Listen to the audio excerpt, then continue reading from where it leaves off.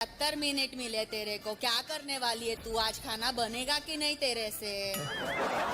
मुनव्वर इसको बोल, नहीं बाबा गलती कर दी तूने इस शो पे आके। अब तेरे को पता चलेगा मैं टिश्यू पेपर क्यों ढूंढती हूँ। मैं मिमिक्री नहीं कर सकता। नहीं कर सकती। और ये भी नहीं कर सकती है मिमिक्री। निकी, ये आपके फैंस ने चिट्ठी भेजी है।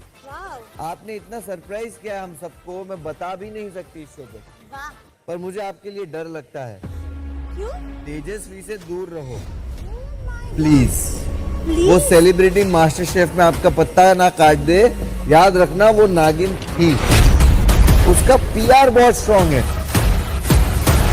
ऑफ कोर्स मैं पत्ता काट सकती, पर वो पीआर के भरोसे नहीं, अपने खाना बनाने के स्किल के भरोसे। तो मैं यही कहना चाहूंगी मेरे फैंस को, थैंक यू ये चेतावनी अभी देने के लिए। और अब मैं ऐसे ऐसे एडवांटेज जीत के इसी का पत्ता काट दूंगी।